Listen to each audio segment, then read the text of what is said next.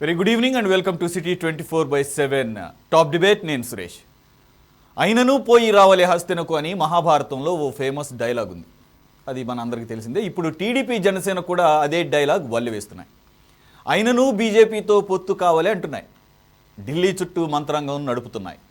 ఏపీలో అంతగా బలం లేని బీజేపీతో జతకట్టి టీడీపీ జనసేన ఏం సాధించాలనుకుంటున్నాయి అనేది ఎవ్వరికీ అర్థం కానటువంటి ప్రశ్న, $1 మిలియన్ ప్రశ్న. అసలు టీడీపీ జనసేన ద్వారా లాభపడాలని అటు కమలదళం చూస్తోందా, ఢిల్లీ బలం వల్ల దూసుకుపోవాలని ఇటు టీడీపీ జనసేన చూస్తున్నాయి అనేది కూడా ప్రశ్నార్థకంగానే మారింది. ఇందుకే టీడీపీ జనసేన కూటమిలో చేరడానికి బీజేపీకి ఏం అడ్డొస్తోంది?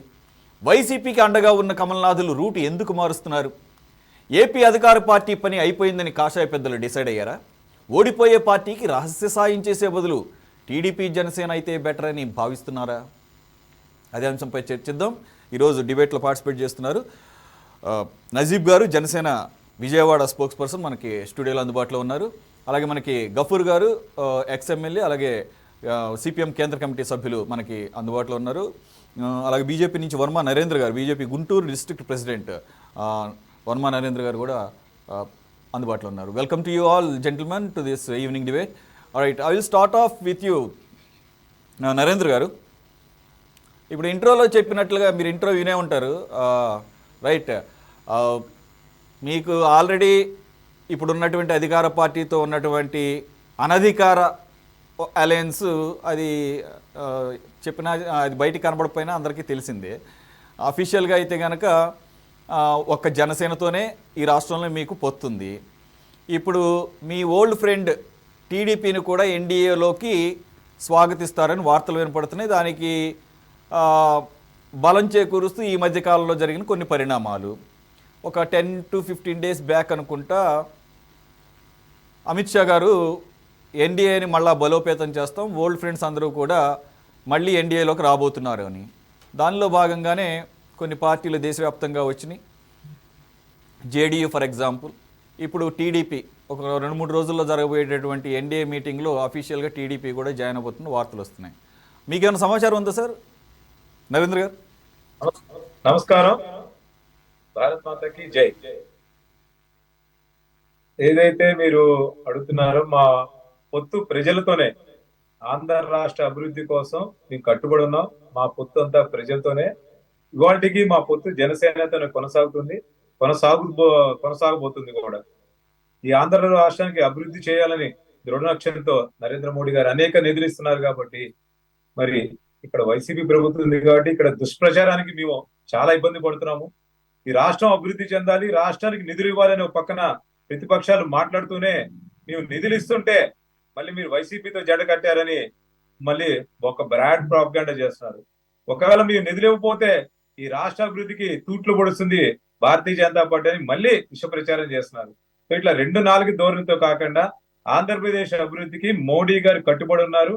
ఏదైతే విభజన హామీలోనే అన్ని కూడా చేయడానికి సిద్ధంగా ఉన్నాం. దాంట్లో భాగంగానే మేము ఈ రాష్ట్ర ప్రభుత్వాన్ని సహకరిస్తున్నాం తప్పితే మాకు వైసీపీతో ఎటువంటి ఇది స్నేహం కానీ వారి బంధం కానీ లేదు. మా యొక్క పొత్తు ప్రజలతోనే, మా పొత్తు జనసేనతోనే. అనేశారు విభజన హామీలు అమలు చేయబోతున్నాం అని. ఇంకెప్పుడు చేస్తారు? అమలు చేయబోతున్నామండి సార్. ఈ పాటికి చేసేసామనాలి, చేసినందుకు గర్వంగా చెప్పుకోవాలి. ఇంకా కాదు, రాష్ట్రం విడిపోయి 10 సంవత్సరాలు అయింది. 2024 వచ్చేసింది. ఆఖరికి ఉమ్మడి రాజధాని అయినటువంటి హైదరాబాద్ పీరియడ్ కూడా అయిపోయింది. అన్నీ అయిపోయి 2 ప్రభుత్వాలు మారిన తర్వాత కూడా మేము చేయలేదని ఇండైరెక్ట్ గా మీరే ఒప్పుకున్నారు. అంటే మీకు ఏపీ పట్ల అభివృద్ధి చేశామని చెప్పాము, అభివృద్ధి చేశామని చెబుతున్నాము. మేము 9.5 ఏళ్ల నరేంద్ర మోడీ పాలనలో ఏదైతే మేము హామీ ఇచ్చామో ఆ హామీ అన్ని కూడా నెరవేర్చాము. దాని దిశగానే పయనిస్తాం. దాంట్లో భాగంగానే పాదయాత్ర చేశాము, ప్రజాపోరు చేశాము, ప్రజల వద్దకు వెళ్తున్నాము. అలాగే స్పెషల్ కేటగిరీ స్టేటస్, అలాగే ఈ వెనుకబడిన ప్రాంతాలకి స్పెషల్ ఫండ్స్ ఇవన్నీ కనుక ఇచ్చుంటే మీ మిత్రుడు టీడీపీ 2019 ఎన్నికలకు ముందు బయటికి వెళ్ళేది కాదు. అలాగే ఇప్పుడున్నటువంటి వైసీపీ ప్రభుత్వంలో ఎంత అభివృద్ధి చూస్తున్నామో మనకు కళ్ళ కట్టినట్టుగా ఉంది. ఇది నేను చెప్పడం కన్నా కూడా మీకు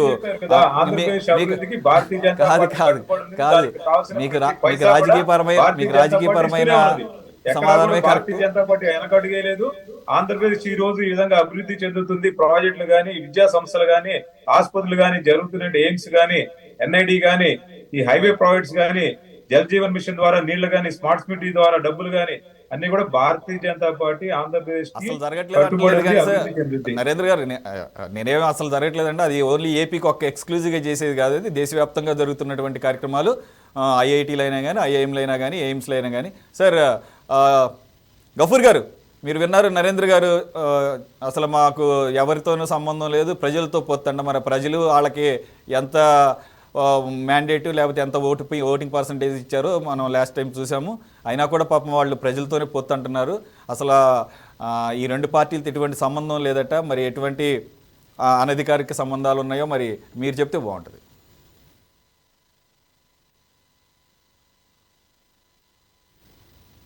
గఫూర్ గారు, మీ ఆడియో ఒక్కసారి చూడరా, మ్యూట్ అయినట్టుంది.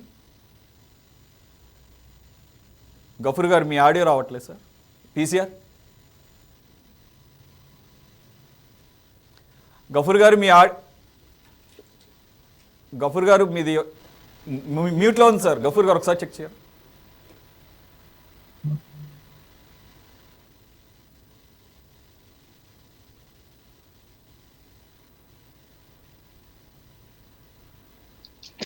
రైట్,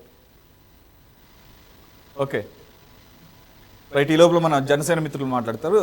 నజీబ్ గారు, మీరు అఫీషియల్గా ఉన్నది నరేంద్ర గారు చెప్తున్నట్టు ఆల్రెడీ తెలిసిందే.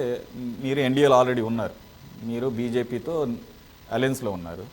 అలాగే జనసేనాని చాలా కేటగిరీలుగా ఈ మధ్య కాలంలో మంగళగిరిలో కూడా మాట్లాడుతూ ఆయన చాలా కష్టపడుతున్నారు. అసలు ఆఖరికి ఢిల్లీలో దాన్ని ఏమంటారు, ఆయన అనేకమైన విమర్శలు లేకపోతే చాలా మాటలు కూడా పడ్డానని చెప్పేసి అలయన్స్ సక్సెస్ అవడం కోసం. అంటే టీడీపీ జనసేనతో అలయన్స్ గురించి కాదు, టీడీపీ జనసేన భాగస్వామ్యంలో ఉన్నటువంటి కూటమిలోకి బీజేపీని తీసుకురావడానికి ఢిల్లీ పెద్దలని ఒప్పించడానికి నా తల ప్రాణం తోక్కొచ్చినంత పని అయిందని చెప్పి. ఎందుకని అంత తపన పడుతున్నారు జనసేన అని? పవన్ కళ్యాణ్ గారు ముందు నుంచే తపన పడుతున్నారండి. ఎంతసేపు రాష్ట్రం కోసమే ఆయన. పవన్ కళ్యాణ్ గారికి ఎప్పుడైతే బీజేపీ వాళ్ళు ఏకైక రాజధానికి ఒప్పుకున్నారో అమరావతిని, అప్పటి నుంచే టీడీపీని కంటిన్యూ చేయాలనుకున్న ఉద్దేశంతో ఉన్నారు. బీజేపీతో కూడా. టీడీపీతో ఎందుకు పొత్తులో ఉన్నారంటే, మన ప్రభుత్వం జగన్ గారిది ఏర్పడిన తర్వాత ఇసుక గురించి, భవన నిర్మాణ కార్మికుల ఇబ్బందుల గురించి లాంగ్ మార్చ్ చేయడం జరిగింది వైజాగ్లో. అప్పుడే టీడీపీ అధ్యక్షుడు మన అచ్చెన్నాయుడు గారు కూడా దాంట్లో పాల్గొనడం జరిగింది. కమ్యూనిస్టులు కానీ, బీఎస్పీ కానీ అన్ని పార్టీలు పాల్గొనడం జరిగింది. ప్రభుత్వ వ్యతిరేకంగా స్టార్టింగ్ నుంచి పవన్ కళ్యాణ్ గారు ఈ ప్రభుత్వం ఏర్పడిన తర్వాత 100 రోజులు టైం ఇద్దాం అనుకున్నారు. కానీ ఆ 100 రోజులు కూడా టైం లేకుండా వాళ్ళు చేస్తున్న అవినీతి అక్రమాలకి పవన్ కళ్యాణ్ గారు వినియోగించుకోలేకపోయారు. అప్పుడే తెలిసిపోయింది జనాలకి ఎందుకు పొరపాటు చేశామా అని చెప్పి. ఒక్క ఛాన్స్ ఎందుకు ఇచ్చామా, కొరిమితో తలగూకున్నామా అన్న ఉద్దేశంలో ప్రజలైతే వెళ్ళిపోయారు. అంటే వాళ్ళకి ఆన్సర్ లేని క్వశ్చన్ పేపర్ ఇచ్చేశారు జనాలు.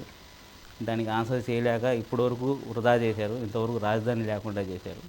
వాళ్ళ అసమర్థత వల్లనే వాళ్ళు కూర్చున్న కొమ్మని వాళ్ళే నరుక్కునే దిశగా అన్ని పార్టీలని ఏకమయ్యేటట్టు మన జగన్మోహన్ రెడ్డి గారే చేశారండి. కళ్యాణ్ గారు మన అధినేత ఇప్పడం జనసేన పార్టీ ఆవిర్భావ సభలో ఎప్పుడైతే చెప్పారో ప్రభుత్వ వ్యతిరేక ఓటు చీలనివ్వడని చెప్పి, ఆ రోజే నెక్స్ట్ డేనే మన జగన్మోహన్ రెడ్డి గారు వాళ్ళ అభ్యర్థులందరినీ కూర్చోబెట్టి అప్పుడు అందుకున్నారు రాగం 175, వై నాట్ 175 అని చెప్పి.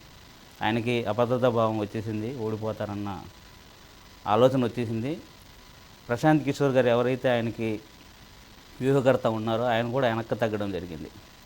ఇక వెనక్కి తగ్గేసరికి సజ్జల రామకృష్ణారెడ్డి గారి అబ్బాయి సజ్జల భార్గవ రెడ్డి గారిని మీడియా హెడ్గా ప్రమోట్ చేస్తూ ఆయన ద్వారా ఎన్నో దుష్ప్రచారాలు ప్రతిపక్షాల మీద, అన్ని పార్టీలు ఏకం అవ్వకూడదు అని చెప్పి.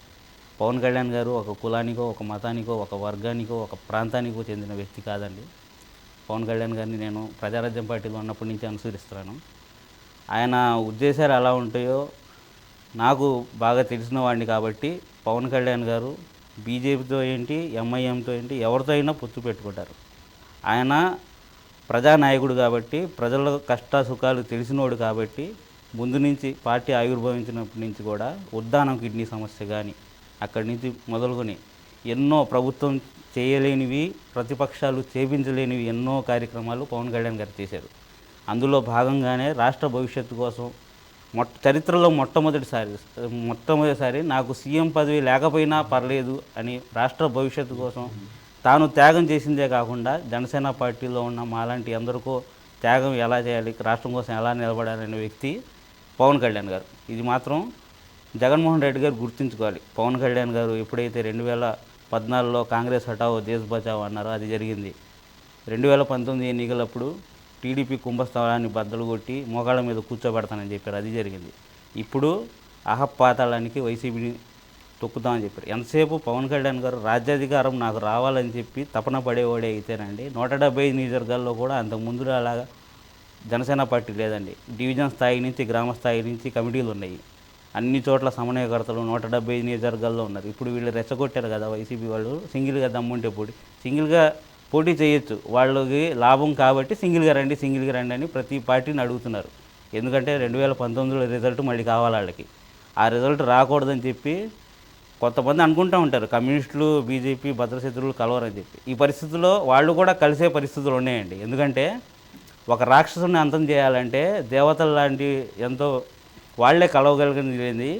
రాష్ట్ర భవిష్యత్తు కోసం కలవాలని తప్పదు.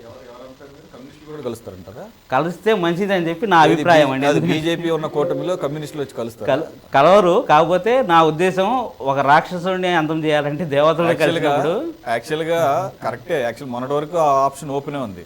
కానీ ఎప్పుడైతే మీ నాయకుడు అంత ఆరాటపడుతూ నేను టీడీపీ ఉన్న దాంట్లోకి బీజేపీ రావడానికి సంశయిస్తున్నా కూడా మరి అంత కష్టం ఎందుకు పడుతున్నారో, ఆయన అంత ఆరాట ఎందుకు పడుతున్నారో మీరే చెప్పాలి.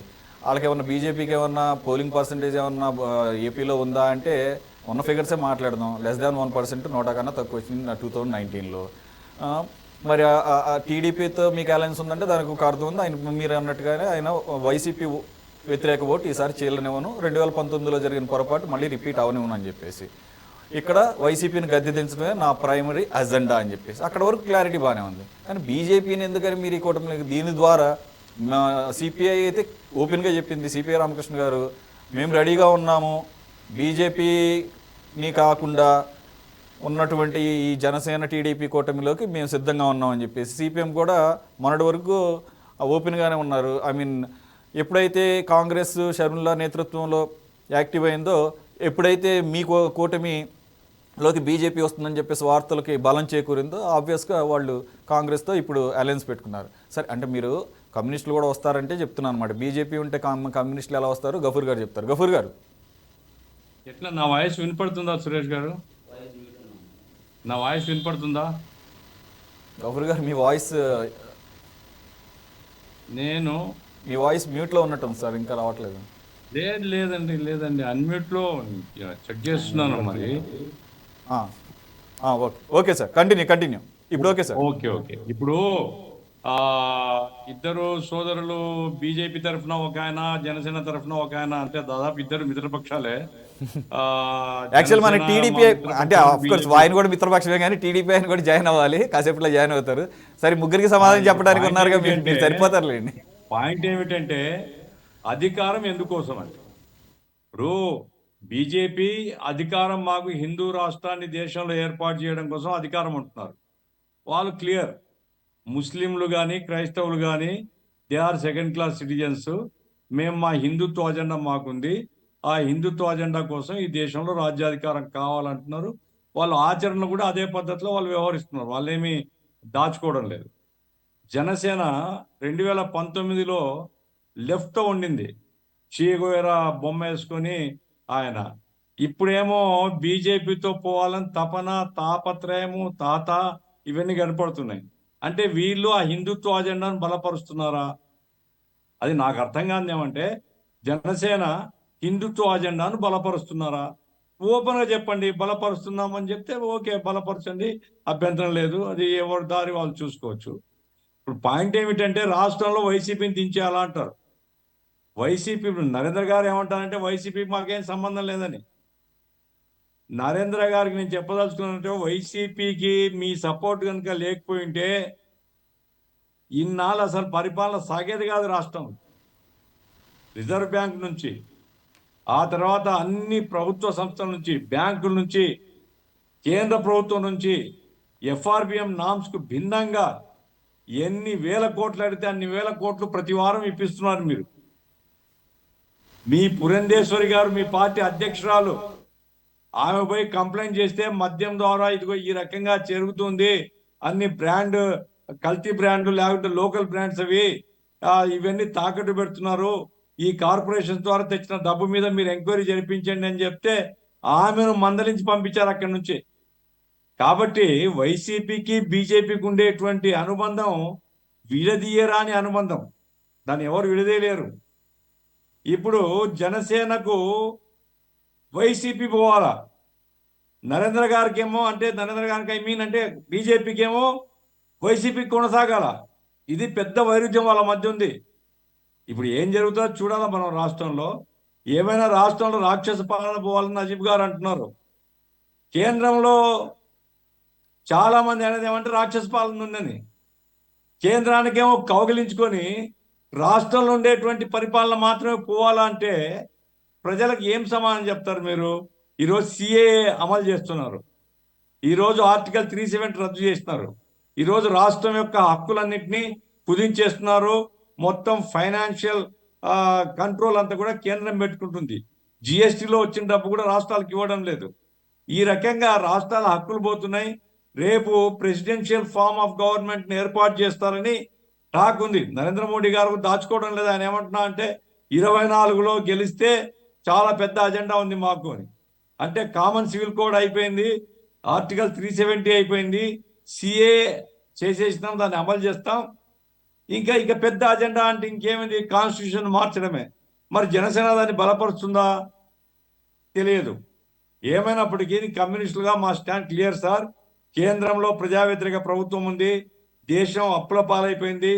1,60,00,000 కోట్ల రూపాయల అప్పు, 1,60,00,000 కోట్లు. ఇంకా అది లెక్క చూసుకోండి మీరు. అంత అప్పులో దేశం ఉంది. ఇక్కడ చూస్తే మనోడు జగన్మోహన్ రెడ్డి 12 లక్షల కోట్లకు పైగా ఇక్కడ అప్పు చేసినాడు. వాళ్ళు ఏమంటారంటే కేంద్రాన్ని చూడండి అంటారు. అంటే కేంద్రం ఏమో రాష్ట్రాన్ని చూడమంటున్నారు, రాష్ట్రం ఏమో కేంద్రాన్ని చూడండి. ఇద్దరు కలిసి కొల్లగొడుతున్నారు. ఈ పరిస్థితిలో కమ్యూనిస్టులుగా మేము చాలా క్లియర్. కేంద్ర ప్రభుత్వం మారాలా, మారాలా. లైక్ మైండెడ్ పీపుల్ అప్పులు చేయడంలో లైక్ మైండెడ్ పీపుల్ కదా సార్, అక్కడ కలిసినాయి కదా భావాలు. అందుకోసం మేము కమ్యూనిస్టులుగా మాకేం కాంగ్రెస్ మీద భ్రమలు లేవండి. కాంగ్రెస్ ఏదో గొప్ప పార్టీ, కాంగ్రెస్ ఎందుకంటే వెంటనే వాళ్ళు అడుగుతారు బీజేపీ వాళ్ళు, కాంగ్రెస్ మంచిదే అని. కాంగ్రెస్ మంచి పార్టీ ఏం కాదండి. అయితే ఉన్న లౌకిక పార్టీలో కాంగ్రెస్ పార్టీ ఇంకా మతోన్మాద పార్టీగా ముద్ర లేదు దానికి, అది లౌకిక పార్టీగానే ఉంది. కాబట్టి లౌకిక శక్తుల కలయిక ఈ దేశానికి అవసరం మేము భావిస్తున్నాం. అందుకోసం దేశంలో ఇండియా కూటమిలో మేము ఉన్నాం. రాష్ట్రంలో వైసీపీ ప్రభుత్వం పోవాలన్న దాంట్లో మాకేమాత్రం భేదాభిప్రాయం లేదు. అయితే అదే సమయంలో తెలుగుదేశం, జనసేన వాళ్ళు ఒంటరిగా పోరాడి మాతో సంబంధాలు ఉన్నది మేమేం కోరుకోవడంలే. మాతో ఎందుకంటే కమ్యూనిస్టులకు ఎన్ని ఓట్లు ఉన్నాయి ఇవన్నీ వస్తాయి, మా ఓట్లు సీట్లు మేమేం మాట్లాడడంలే. జనసేన టీడీపీ వరకు అయితే హోల్ హార్టెడ్ సపోర్ట్ చేసే వాళ్ళం లౌకిక పార్టీలను. ఎప్పుడైతే మీరు బీజేపీతో కలుస్తున్నారో మేము సపోర్ట్ చేయలేము మిమ్మల్ని. కాబట్టే మేము కాంగ్రెస్తో సంబంధం పెట్టుకోవాల్సి వస్తుంది. ఈ దేశం కోసం, ఈ రాష్ట్రం కోసం అన్ని ఆలోచించే ఈ కార్యక్రమం చేస్తున్నాం. ఇదండి నా పాయింట్ ఆఫ్ వ్యూ. మనతో జాయిన్ అయ్యారు గుంటుపల్లి నాగేశ్వరరావు గారు, టీడీపీ రాష్ట్ర క్రమశిక్షణ కమిటీ మెంబర్. నాగేశ్వరరావు గారు వెల్కమ్ సార్. నమస్కారం అండి. సీనియర్ నాయకులు గఫూర్ గారు చాలా రోజుల తర్వాత చూసాము, ఆయన వాయిస్ విన్నాం. అదేవిధంగా దీంట్లో పార్టిసిపేట్ చేసిన వాళ్ళందరూ కూడా అభినందనలు. ఓకే నాగేశ్వరరావు గారు, ఒక నిమిషం. నాగేశ్వరరావు గారు, మరి మార్నింగ్ జనసేనాని మీ అధినేతను కలిశారు ఈ సెకండ్ లిస్ట్ని ఫైనల్ చేసే ముందు. ఈ లోపల అసలు బీజేపీ అసలు వస్తుందా రాదా అనేది ఇప్పటికీ తేలలేదు. గత 15-20 రోజుల నుంచి నలుగుతోంది. రేపు వెళ్తున్నారు, మాపు వెళ్తున్నారు, మీ నాయకుడు వెళ్తున్నారు, లేకపోతే జనసేన వెళ్తున్నారు, ఢిల్లీ వెళ్తున్నారు, ఫైనల్ చేసుకుంటామంటున్నారు. ఇది పోయిన నెల మంత్ ఎండింగ్కి, ఫిబ్రవరి మంత్ ఎండింగ్కి ఒక క్లారిటీ వస్తుంది అన్నారు, అది అవ్వలేదు. బీజేపీ అధినాయకులు కూడా, రాష్ట్ర నాయకులు చెప్పారు, అది జరగలేదు. ఈరోజు 6th వచ్చాము. సరే, మార్నింగ్ కలిసిన తర్వాత మరి వాళ్ళిద్దరు గంటన్నర చర్చించుకున్నారన్నారు. మీ టీడీపీను జనసేన కూటమికి సంబంధించిన నాయకులు చంద్రబాబు గారును పవన్ కళ్యాణ్ గారు. కానీ కొన్ని మీడియాల్లో రీసెంట్ ఒక 1 అవర్ నుంచి వస్తున్న అప్డేట్ ఏంటంటే ఈ రోజు నైటే చంద్రబాబు నాయుడు ఢిల్లీ బయలుదేరుతున్నారని చెప్పేసి, పవన్ కళ్యాణ్ ఆల్రెడీ వెళ్తారని చెప్పేసి అంటున్నారు. మేబీ కలిసి వెళ్తారో లేదంటే ఎట్లా వెళ్ళినా కానీ ఇక ఒక కొలిక్కి వచ్చే టైం వచ్చిందని చెప్పేసి, దాంతోపాటుగా 8-9 తారీఖుల్లో ఎన్డీఏ కూటమి మీటింగ్ కూడా ఉంది. ఆల్రెడీ మీరు పాత ఎన్డీఏ మిత్రులు కాబట్టి ఈ మధ్య అమిత్ షా గారు కోట్ చేసినట్టు మళ్ళీ పాత మిత్రులందరూ ఎన్డీఏలో జాయిన్ అవుతారని చెప్పేసి, ఇదేమన్నా ఒక క్లారిటీ వచ్చే అవకాశం ఉందా ఈ 2 రోజుల్లో?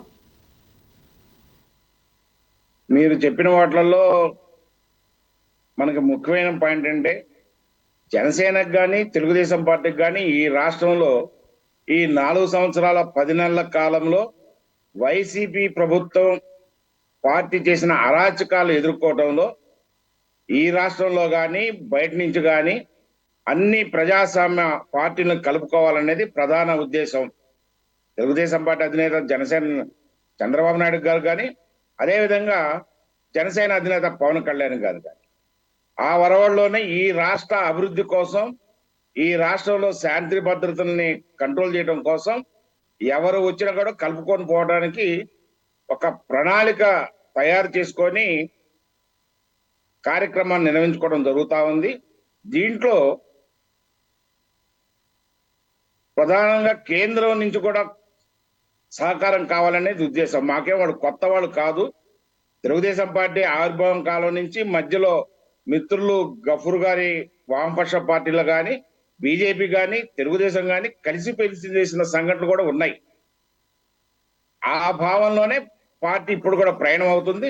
తప్పనిసరిగా ఈ రాష్ట్రంలో జరుగుతున్న దుర్మార్గ పాలనకు వ్యతిరేకంగా అందరినీ కలిసి ప్రయాణం చేయడానికి మా తెలుగుదేశం పార్టీ అధినేత చంద్రబాబు నాయుడు గారు ప్రయత్నం చేస్తా ఉన్నారు.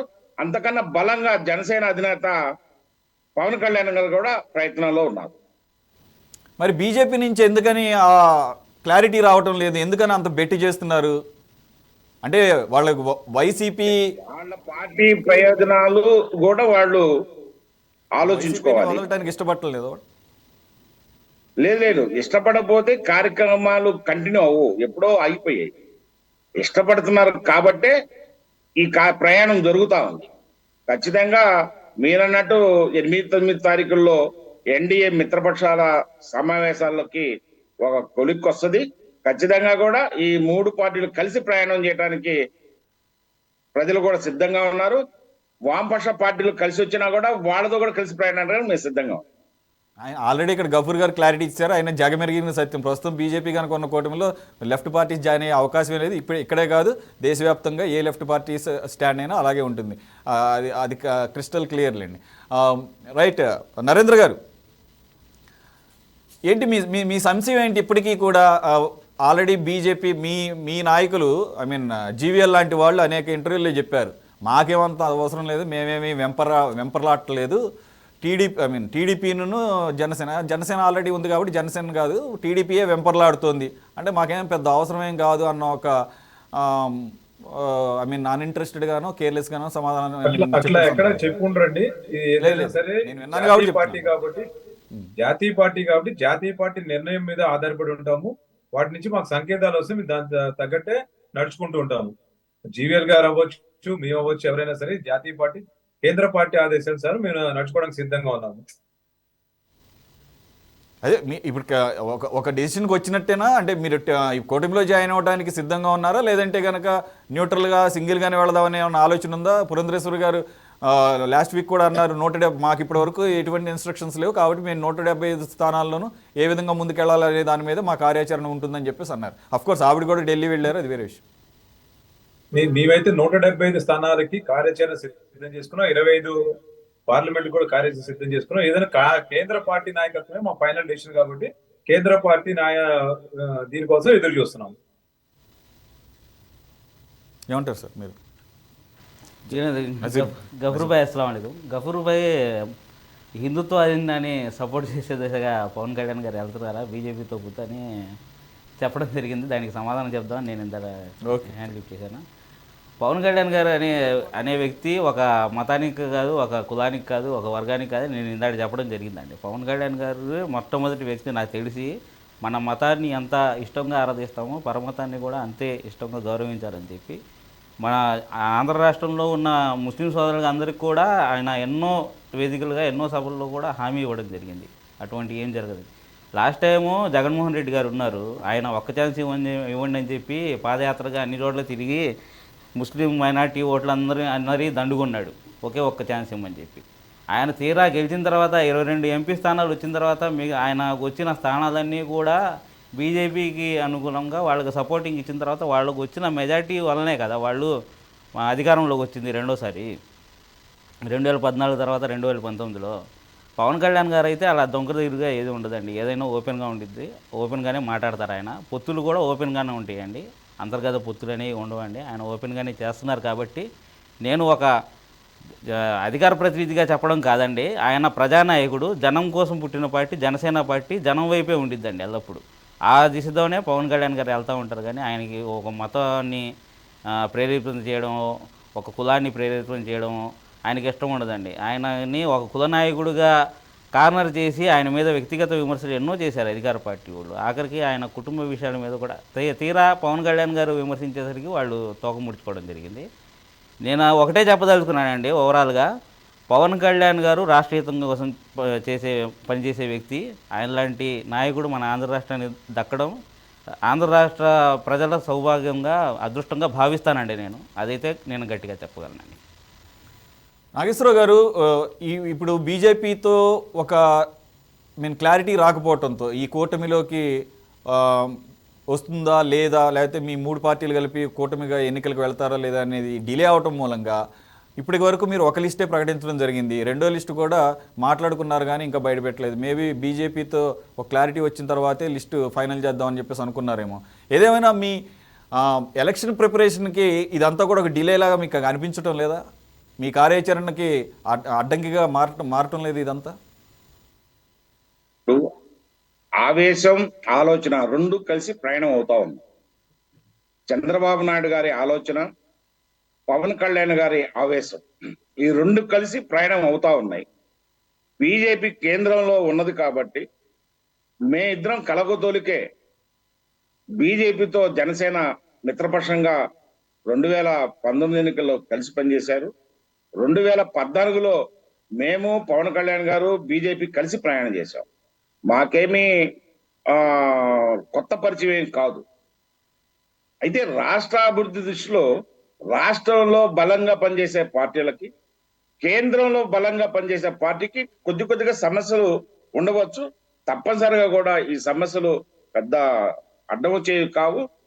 జనసేన అధినేత బాగా ప్రధానంగా ఈ బీజేపీ పార్టీని కూడా కలుపుకొని ఈ రాక్షస పార్టీని రాష్ట్రం నుంచి తరిమేయాలన్న దాంట్లో ఆయన ప్రధాన బాధ్యత వహిస్తా ఉన్నారు.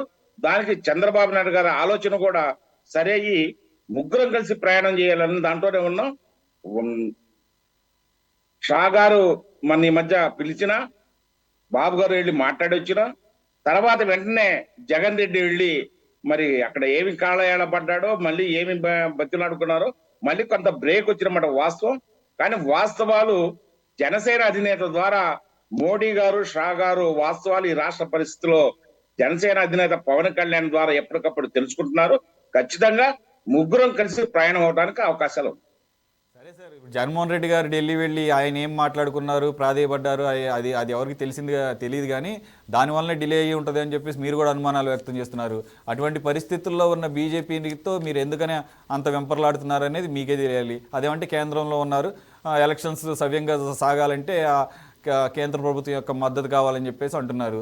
సరే, అలా అనుకుంటే మరి కర్ణాటకలో కాంగ్రెస్ గెలవలేదు, అక్కడ ఏమన్నా అధికారంలో ఉన్నారు వాళ్ళు ఏమన్నా, కాబట్టి అది మీరే చెప్పాలా సమాధానం. రెండో పాయింట్, జనాలకు ఏం చెప్తారు? ఫస్ట్ ఆఫ్ ఆల్ 2019కి 2024కి ఏం మారిందని? 2019కి బీజేపీని వద్దనుకొని చెప్పేసి బయటకు వచ్చిన, ఎన్డీఏ నుంచి బయటకు వచ్చినటువంటి చంద్రబాబు నాయుడు, అనేకమైనటువంటి ధర్మ పోరాట దీక్షలు చేసినటువంటి చంద్రబాబు నాయుడు, ఏదైతే ఏపీకి స్పెషల్ కేటగిరీ స్టేటస్ ఇవ్వలేదని చెప్పేసి బయటకు వచ్చారని చెప్పిన చంద్రబాబు నాయుడు గారు 2024కి ఏమైనా ఇస్తానని ఆయన వాగ్దానం చేశారా? అందుకని వెళుతున్నారా మీరు? ప్రజలకు ఏమని చెప్పి వెళ్తారు? What is the narrative you are going to put in front of the people of Andhra Pradesh? ఎలా కన్విన్స్ చేయగలుగుతారు? మీరు అన్న దాంట్లో నిజాలు ఉన్నాయండి. 2014లో రాజధాని శంకుస్థాపనకు వచ్చినప్పుడు కానీ, తిరుపతిలో జరిగిన మీటింగ్ లో మోడీ గారు పాల్గొన్నప్పుడు కానీ, ప్రత్యేక హోదా విషయంలో కానీ, కొన్ని ఆయన చేసిన వాగ్దానాల అమలులో 2019 లోపల అమలు జరగలేదు కాబట్టి ఆ విషయంలో బయటికి రావడం జరిగింది. తిరిగి అదే విషయాల మీద చర్చ జరుగుతా ఉన్నాయి. అవి ఒప్పించడం కోసమే లేట్ అయినాయని మేము భావిస్తాం. Right, okay. నరేంద్ర గారు ఏంటి, ఏమన్నా మీరు ఏమన్నా ఈ ఏపీ ప్రజలకు ఏమన్నా ఒక గ్యారంటీ, స్పెషల్ కేటగిరీ స్టేటస్ అనేది మెయిన్ యాక్చువల్గా కోర్స్ కన్వీనియంట్గా అన్ని పార్టీలు పక్కన పెట్టేసినాయి. కానీ కాంగ్రెస్ పార్టీ ఇప్పుడు షర్మిల నేతృత్వంలో ఒకవేళ కనుక కేంద్రంలో కాంగ్రెస్ లెడ్ ఇండియా కూటమి కనుక వస్తే మొదటి సంతకం ఏపీ స్పెషల్ కేటగిరీ స్టేటస్ మీదే పెడతారని చెప్పేసి వాళ్ళకి చెప్పారు. వాళ్ళు రేపు మేనిఫెస్టోలో పెట్టినా ఆశ్చర్యపోవాల్సిన అవసరం లేదు. మరి మీరే విధంగా ఏపీ ప్రజలకి ఒక భరోసా కల్పిస్తారు? మిమ్మల్ని ఎందుకని ఆదరించాలి ఏపీ? ఆంధ్రప్రదేశ్ గ్యారంటీ మోడీ గారి అభివృద్ధితోనే సాధ్యపడుతుంది. ఆంధ్రప్రదేశ్ కి అమరావతి రాజధాని మొట్టమొదటిగా తీర్మానం చేసిన పార్టీ భారతీయ జనతా పార్టీ. దీనికి కట్టుబడి ఉన్నాము. ఆ రోజు నుంచి కూడా మేము ఈ రోజు దాకా కూడా ఉద్యమం చేస్తూనే ఉన్నాము. అలానే ఆంధ్రప్రదేశ్ లో ఏదైతే పార్టీలో వాటి మీద అన్నిటి కూడా మేము పోరాడుతున్నాం. వైసీపీ ప్రభుత్వం, నిరంకుశ ప్రభుత్వానికి మేము పోరాడుతూ గుంటూరులో రోడ్లు అవ్వచ్చు, నీటి సౌకర్యం అవ్వచ్చు, కరెంట్ ఛార్జీల మీద అవ్వచ్చు, చెత్త పన్ను అవ్వచ్చు, ఏదైతే ఉన్నట్టు కూడా మేము ప్రజల తరఫున పోరాడుతూనే ఉన్నాం. ఈ వైసీపీ ప్రభుత్వాన్ని గద్దె దింపేదాకా భారతీయ జనతా పార్టీ పోరాడుతూనే ఉంటుంది. అంటే అమరావతి కాకుండా ఇంకా ఈ రాష్ట్రానికి మీరు ఇచ్చే హామీలు ఏంటి? మీరు ఈ కూటమిలోకి వచ్చేటప్పుడు మిమ్మల్ని ఈ ఏపీ ప్రజలు ఎందుకని మీ కూటమిని ఆదరించాలి అంటే ఏం చెప్తారు? ఇప్పుడు దాకా ఆంధ్రప్రదేశ్ లో జరిగిన ప్రతి అభివృద్ధిలో కూడా భారతీయ జనతా పార్టీ భాగస్వామ్యం ఉంది. కేంద్ర భాగస్వామ్యంతోనే ఈ యొక్క అభివృద్ధి జరిగినాయి. గుంటూరులో ఉన్న లామ్ అవ్వచ్చు, మంగళగిరి ఎయిమ్స్ అవ్వచ్చు, ఎన్ఐడి అవ్వచ్చు, ఈ చుట్టుపక్కల గ్రామాల్లో అభివృద్ధి అవ్వచ్చు, ఈ రోడ్లు కావచ్చు, వంతెనలు అవ్వచ్చు, రైల్వే స్టేషన్లు అవ్వచ్చు. ఇవాళ రైల్వే స్టేషన్లు ఎయిర్పోర్ట్ తలదన్నలాగా ఉన్నాయి. ఎయిర్పోర్ట్లు అవ్వచ్చు, అన్నిటికీ కూడా ఆంధ్రప్రదేశ్ లో భారతీయ జనతా పార్టీకి ఒక్క సీటు లేకపోయినా కూడా అభివృద్ధిలో ఏ మాత్రం వెనుకం చేయకుండా ప్రతి రూపాయి ఖర్చు పెడుతుంది. ఇందాక గఫూర్ గారు చెప్పినట్టు ఆంధ్రప్రదేశ్ కి కోట్ల రూపాయలు నిధులు ఇస్తున్నారని చెబుతూనే జిఎస్టీ నిధులు ఇవ్వట్లే అన్నారు. అంటే 2-4 కోట్లతో మాట్లాడుతున్నారు. అంటే ఒక పక్కన మేము డబ్బులు ఇస్తున్నామని చెబుతున్నారు, మళ్ళీ ఒక పక్కన డబ్బులు ఇవ్వట్లేదు చెబుతున్నారు. ఆంధ్రప్రదేశ్ ఈ రోజు అభివృద్ధి చెందిందన్న, ఆంధ్రప్రదేశ్ లో ప్రతి ఒక్క ఎంప్లాయీ నెలకు వచ్చేవి జీతాలు తీసుకుంటున్నా కూడా కేంద్ర సహకారం, కేంద్ర ప్రభుత్వం తన వాటా ఏదైతుందో అది తూచా తప్పకుండా కూడా రాష్ట్ర ప్రభుత్వానికి ఇస్తుంది. ఇది ఫెడరల్ గవర్నమెంట్ కాబట్టి దాంతో పాటు ఇస్తూ, ఇది కాకుండా అనేక రకాల ప్రాజెక్టులని ఆంధ్రప్రదేశ్ కి వరం లాగిస్తారు. మోడీ గారి వరం ఆంధ్రప్రదేశ్ అభివృద్ధి. ఏదండి ఇప్పుడు వైజాగ్ స్టీల్ ప్లాంట్ని ప్రైవేట్ పరం చేస్తాము, లేదంటే విశాఖ రైల్వే జోన్ ఇవ్వకపోవటము, లేదంటే కనుక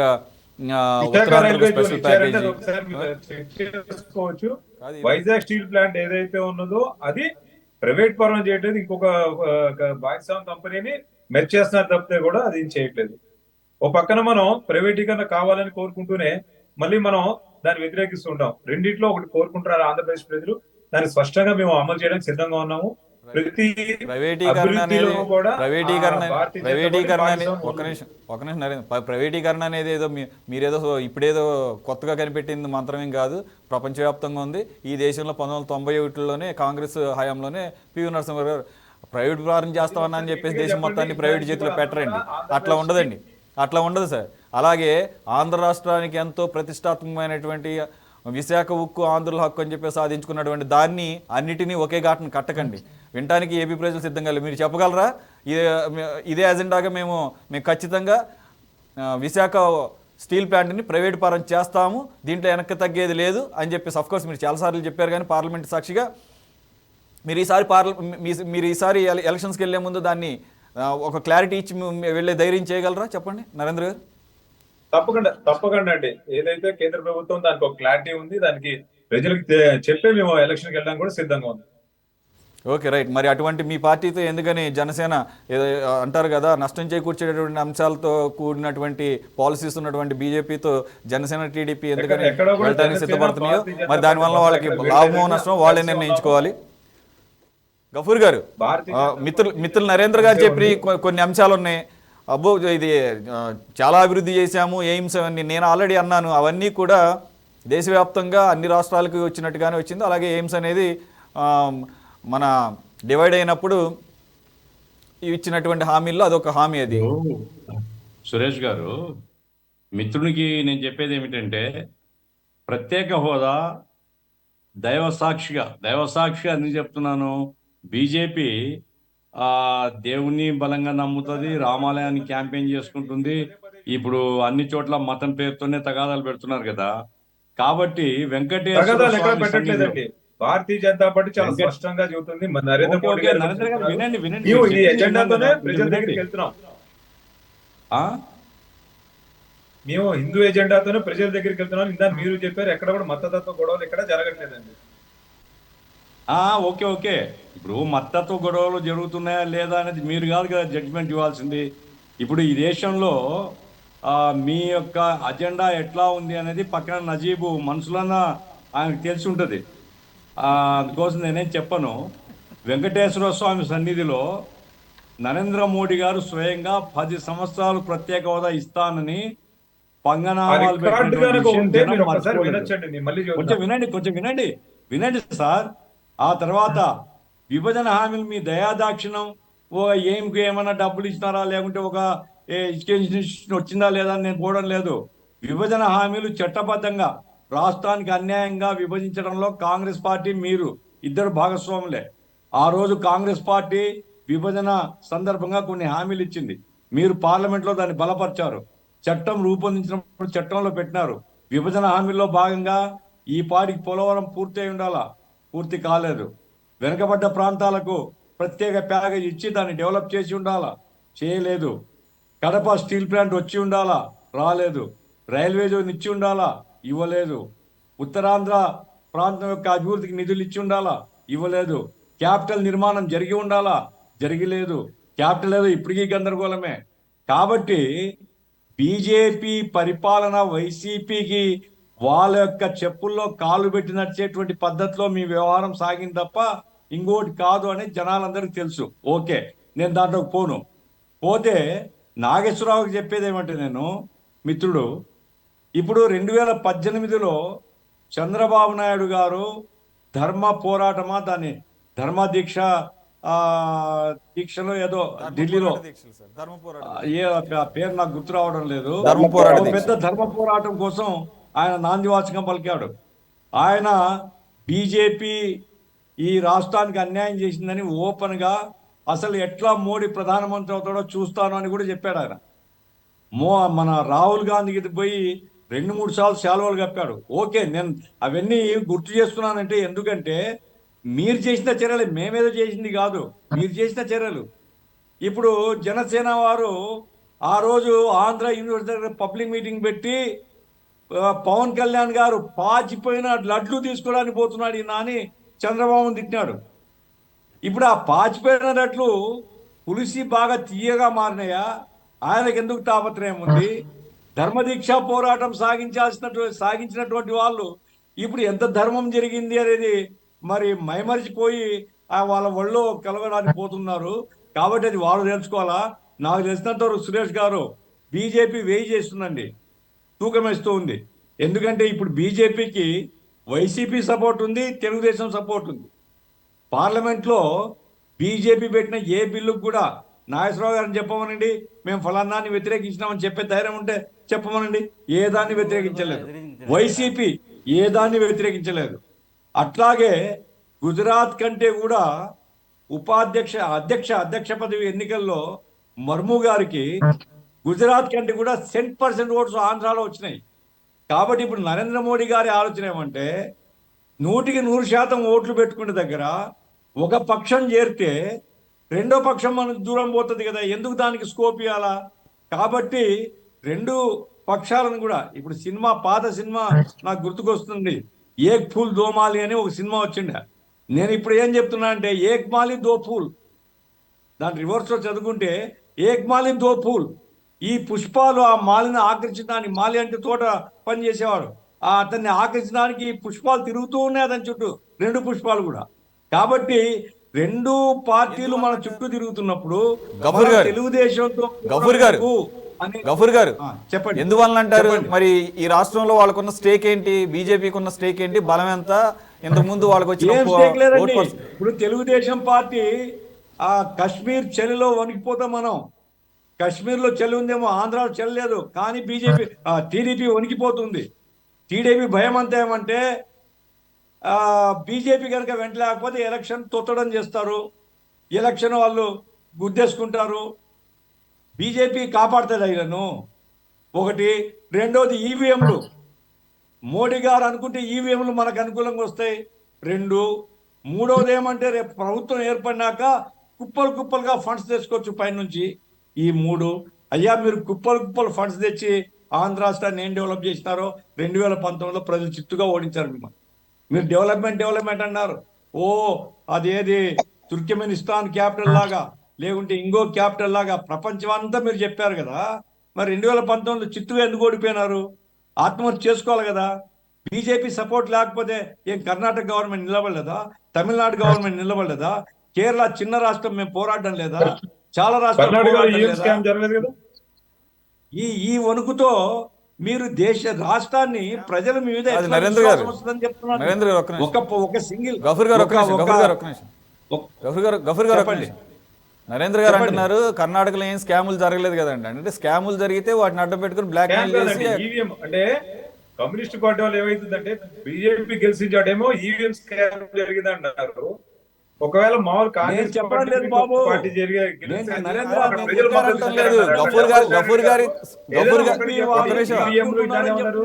ఈవీఎంలు భయం ఉన్నది అన్నారు. ఏదో నరేంద్ర గారు అది గఫూర్ గారి అభిప్రాయం కాదు. టీడీపీ జనసేనలో అలా అనుకొని భ్రమపడి భయపడుతున్నాయని చెప్పేసి ఆయన అంటున్నారు. అనేది నేను చెప్తున్నాను తప్ప లేదండి, ఈవీఎంలు చేసినారని నేను చెప్పడం లేదు. కాబట్టి నా పాయింట్ ఏమిటంటే తెలుగుదేశము జనసేన వాళ్ళు భయపడిపోయి వణికిపోయి బీజేపీ చుట్టూ వాళ్ళేమంటారు, మీకు భయం అయితే మా చుట్టూ పట్టుకోండి అంటున్నారు. కాబట్టి ఈ పొత్తు ఏమవుతుందో తేలాలా. ఇప్పుడు నాగేశ్వరరావు ఒక మాట అన్నారు, మిత్రులందరినీ కలుపుకొని పోతామని. మేమంటే రాము, ఓకే క్లియర్. ఇప్పుడు ఆ రామకృష్ణ మిమ్మల్ని ఎవరు దిక్కులేని పరిస్థితిలో ఉంటే చంద్రబాబు నాయుడిని అంగి పట్టుకొని రామకృష్ణ చుట్టూ తిరిగినాడు కదా. రామకృష్ణ చంద్రబాబు ఇద్దరు కూర్చొని ధర్నాలు చేసిన రోడ్ల మీద. చివరికి రామకృష్ణను ఇంటర్వ్యూ కూడా ఇవ్వకుండా మీరు చేస్తున్నారంటే మీరు మిత్రుల్ని గౌరవించే పద్ధతి మీది. కాబట్టి అవకాశవాదం, అధికారం అవకాశవాదం ఈ రెండు కలిసి ఉన్నాయి మీలో. కాబట్టి మేము దూరంగా ఉంటాం, మొదటి దూరంగా ఉన్నాం, ఇప్పుడు దూరంగా ఉంటాం. మాకేం సీట్లు ఓట్లు ముఖ్యం కాదు, ప్రిన్సిపల్స్ కోసం ఉన్నాం. ఏమైనా సురేష్ గారు ఈ రాష్ట్రం బాగుపడాలంటే వైసీపీ పోవాలని నేను కూడా ఒప్పుకుంటున్నాను. అయితే వైసీపీ పోవాలంటే బీజేపీ రావడం కాదు. బీజేపీ వస్తే మాత్రం ఈ రాష్ట్రానికి ద్రోహం చేసిన వాళ్ళు అవుతారు ఎవరైతే బీజేపీ తెస్తారో వాళ్ళు. కాబట్టి అది జాగ్రత్తగా ఉండండి. అంతిమ నిర్ణయం ప్రజలు చేయాలి. ఏపీ ప్రజల ప్రస్తుత మూడ్ని బట్టి చూస్తే ఈ కూటమిని ఆదరించడం అనేది ఎంతవరకు ఈ రాష్ట్రానికి ఉపయోగపడుతుంది? అది ప్లస్ మైనస్ ఈ కూటమికి ఓటింగ్ పరంగా నేను అడుగుతుంది. ఓటింగ్ పరంగా ఇప్పుడు ఒకటండి, ఇప్పుడు వైసీపీ అది ట్రక్కుల నిండా డబ్బులతో ఉందండి. ఇప్పుడు మామూలు కాదు, పెట్టెల నిండా కాదు, ట్రక్కుల నిండా డబ్బులతో ఉంది. దాన్ని బీజేపీ సపోర్ట్తో వీళ్ళు ఎదుర్కోవాలని చూస్తున్నారు. మూడైతే ప్రభుత్వం పోవాలని ఉందండి. అయితే బీజేపీని తీసుకొని వస్తే మాత్రం పీపుల్ మూడ్లో సర్టన్ పర్సెంటేజ్ మాత్రం దూరం.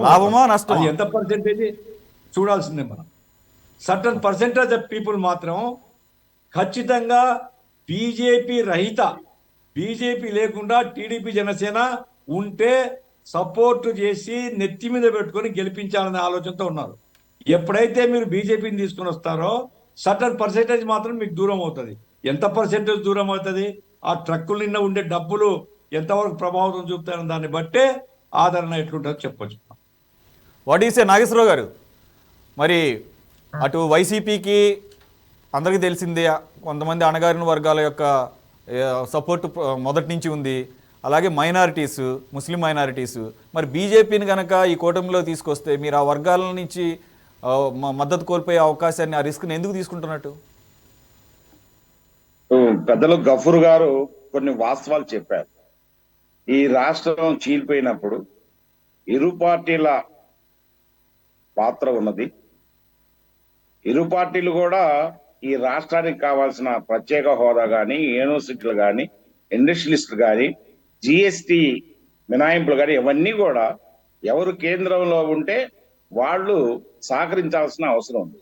ఈ రోజు మేము బీజేపీ కావాలని కోరుకోవటంలో ప్రధాన పాత్ర ఏంటంటే, ఆయన స్వయంగా ప్రధానమంత్రి గారు తిరుపతిలో రాజధాని శంకుస్థాపనలో చెప్పారు. అవి అమలు ఒకసారి చేయలేదు మీరు ఆ కాబట్టి రికార్డ్ చూడండి, మళ్ళీ 2019లో మేము దూరం కావడం జరిగింది. ఇప్పుడు తఫతఫాలుగా జరిగే చర్చల్లో వాటి విషయం మీదనే గ్యాప్ నడుస్తా ఉందనేది మా అభిప్రాయం. బీజేపీ తెలుగుదేశం మిత్రపక్షాలుగా తెలుగుదేశం పార్టీ ఆవిర్భావం నుంచి ఎక్కువ కాలం కలిసే ఉన్నాం. ఈ రాష్ట్ర అభివృద్ధి కోసం ఈ రెండు పార్టీలు కలిసాయనేది మైనార్టీలు కానీ, అదే విధంగా క్రిస్టియన్స్ కానీ, ఇతర బలహీన వర్గాలు కూడా భావిస్తాయని మేము నమ్ముతున్నాం. ఆ దశగా మేము ప్రజల్ని నమ్మించగలగాం. ఇప్పుడు గఫూర్ గారు ఒక మాట చెప్పారు, వైసీపీ పార్టీ ఈ రాష్ట్రంలో ఓడిపోవడానికి మేము కూడా సహకరిస్తామని. ఖచ్చితంగా మేము దాన్ని స్వాగతిస్తున్నాం. మీ సహకారం కూడా మీరు ప్రత్యక్షంగా కానీ పరోక్షంగా కానీ మీరన్న మాట ప్రకారం వైసీపీని రాష్ట్రం నుంచి పంపించే దాంట్లో మీరు కూడా సహకరించాలని కూడా మీకు నరేంద్ర గారు, మనకి ఎక్కువ సమయం లేదు, కంక్లూడ్ చేసేసేయండి. కొన్ని స్ట్రైట్ పాయింట్స్ అడుగుతాం. ఒకటి, ఈ ప్రతిష్టంభన కారణం సీట్ల యొక్క సంఖ్య గురించా, అంటే ఎన్ని అసెంబ్లీ ఎన్ని పార్లమెంట్ అనే దాని గురించా, లేదంటే అసలు ఈ కూటమిలో జారాలా వద్దా అనే ఒక సంశయమా? ఇక మూడోది, అసలు వైసీపీని ఈ రాష్ట్రంలో వైసీపీకి వ్యతిరేకంగా గవర్నమెంట్ చేంజ్ అవ్వాలనే ఒక ఆలోచన బీజేపీకి అసలు ఉందా లేదా? ఇక నాలుగో పాయింట్ వచ్చేసరికి మీకు ఒక ఆల్టర్నేటివ్ కూడా ఆలోచిస్తున్నట్లుగా ఈ మధ్య వార్తలు వస్తున్నాయి. ఒక బలమైన కాపు సామాజిక వర్గానికి, అంటే ఒక రెండు బలమైన పార్టీలు, ఒకటి రెడ్డి సామాజిక వర్గం, ఒకటి కమ్మ సామాజిక వర్గానికి నేతృత్వం వహిస్తున్న నేపథ్యంలో చాలా బలీయంగా ఉన్నటువంటి నంబర్స్లో ఉన్నటువంటి కాపు సామాజిక వర్గం, అలాగే కొన్ని అనుబంధ సామాజిక వర్గాలు ఒక పర్సంటేజ్ ఎక్కువ ఉంది కాబట్టి దానికి నేతృత్వం వహించే యాంగిల్లో, అంటే ఇంతకుముందు ప్రయోగాలు చేశారు కన్నా లక్ష్మీనారాయణ, లేదంటే సోము వీర్రాజు అని చెప్పేసి. ఇప్పుడు పురంధరేశ్వర్ గారు ఉన్నారు, వేరే విషయం. కానీ మళ్ళీ ముద్రగడ రూపంలో మళ్ళీ బీజేపీలోకి ముద్రగడని తీసుకుని ఆయన సీఎం క్యాండిడేట్గా ప్రొజెక్ట్ చేసుకుంటూ అనేది ఒక కొత్తగా, అంటే దీనికి ఒక అఫీషియల్ ఇది ఉందనో లేకపోతే అనట్లేదు, ఇవన్నీ వినపడుతున్న నేపథ్యంలో ఈ మొత్తం డిలే కారణం అదేనా అంటే మీరేమంటారు? ఒకటైతే చెప్తున్నామండి, ఈ రాష్ట్రంలో వైసీపీ మీద బలంగా మేము ధర్నాలు చేశాము. వ్యతిరేకించిన పార్టీ ఏదైనా ఉందంటే ఏకైక పార్టీ భారతీయ జనతా పార్టీనే. ప్రజా ఉద్యమంలో కూడా మేము పాల్పంచుకున్నాము. ప్రతి ఒక్క అంశాన్ని మేము గట్టిగా కూడా స్పందించాము. ఈ యొక్క వైసీపీ ప్రభుత్వం ఆంధ్ర రాష్ట్రం నుంచి పోవాలని గట్టిగా నమ్ముకునే పార్టీ భారతీయ జనతా పార్టీ. దానిక మీకు కాపు సామాజిక వర్గం అవ్వచ్చు, లేకపోతే అలయన్స్ అవ్వచ్చు, కూడా ఇదంతా కూడా జాతీయ పార్టీ, కుటుంబ పార్టీ కాదు. కాబట్టి జాతీయ పార్టీ ఏ నిర్ణయం తీసుకుంటే దానికి మనం కట్టుబడి ఉంటామని మొదటి నుంచి కూడా చెబుతున్నాము. అలానే ఆంధ్ర రాష్ట్ర రాజధాని అమరావతి అని మేము చెబుతున్నాం. అలానే ఏదైతే భారతీయ జనతా పార్టీ పరిపాలిస్తున్న రాష్ట్రాలన్నీ కూడా అభివృద్ధి చెందినని మీరే ఇండైరెక్ట్ గా చెబుతున్నారు. కాబట్టి ఆంధ్రాలో ఒక్కసారి అవకాశం ఇవ్వండి, కేంద్రంలో మరోసారి అవకాశం ఇవ్వండి అని గట్టిగా ప్రజల దగ్గరికి వెళ్తున్న పార్టీ కూడా భారతీయ జనతా పార్టీ. ఒకసారి ఆంధ్రాలో కనుక మాకు అధికారం కనుక ఇస్తే మేము తప్పకుండా ఆంధ్రప్రదేశ్ కూడా అభివృద్ధి చేసి చూపిస్తామని కూడా మరోసారి చెబుతున్నాం. ఆంధ్రప్రదేశ్ అభివృద్ధి మోడీ గారి గ్యారంటీ. దీన్ని మేము స్పష్టంగా ప్రజల వద్దకు తీసుకెళ్తున్నాం. ప్రజాపౌరు అని చెప్పి కూడా మేము ప్రతిరోజు కూడా ఈ స్ట్రీట్ కార్నర్ మీటింగ్ చెప్పి ఈ యొక్క వైసీపీ ప్రభుత్వం ఏదైతే ఉందో ఆ యొక్క అరాచక పాలన ప్రజల వద్దకు తీసుకెళ్లి ఎండగట్టే ప్రయత్నం కూడా మేమే చేస్తున్నాం. నిన్న కూడా గుంటూరులో బహిరంగ సభ పెట్టాం. గౌరవ అధ్యక్షురాలు పురంధేశ్వరి గారు కూడా వచ్చి వైసీపీ మీద చాలా గట్టిగా కూడా ఫైట్ చేశాము. ఇవన్నీ కూడా మేము ప్రజల వద్దకు తెలియజేసుకుంటూ ఈ రాష్ట్రాన్ని నుంచి వైసీపీ ప్రభుత్వాన్ని సాగనింపే ప్రయత్నం బలవంతంగా చేస్తున్నాం. రైట్, నాగేశ్వర గారు మీరేం చెప్తారు? కంక్లూడ్ చేసేయండి. ఖచ్చితంగా నరేంద్ర గారి నిర్ణయాన్ని మేము కూడా స్వాగతిస్తా ఉన్నాం. గఫూర్ గారు చెప్పినా, జనసేన చెప్పినా, లేదు బీజేపీ వాళ్ళు చెప్పినా కూడా ఈ రాష్ట్రంలో అరాచక ప్రభుత్వాన్ని సాగనంపడంలో మేము సహకరిస్తామని చెప్తా ఉన్నారు. మేము కలిసి రమ్మంటున్నాం. ఒకవేళ బీజేపీ అలవిగానటువంటి సీట్లు అడిగితే ఈ కూటమిలో బీజేపీని పక్కకి తప్పించే అవకాశాలు ఏమన్నా ఆలోచిస్తుందా టీడీపీ? మాకు తెలిసిన సమాచారం ప్రకారం సీట్ల దగ్గర ఎక్కడ కూడా పీఠముడి పడలేదు. ఆంధ్ర రాష్ట్ర అభివృద్ధికి కావాల్సిన నిర్ణయాల్లో ఎంతవరకు కలిసి వస్తారనేదే జనసేన అధినేత పవన్ కళ్యాణ్ గారు కానీ చంద్రబాబు నాయుడు గారు కానీ ఆలోచిస్తున్నారు తప్ప సీట్ల దగ్గర మాకున్న ఇన్ఫర్మేషన్ లో ఎక్కడ కూడా పీఠం ఉండలేదు. చాలా క్లియర్ గా ఉన్నాం ఆ విషయంలో. Okay right sir. నజీబ్ గారు మీరేమంటారు?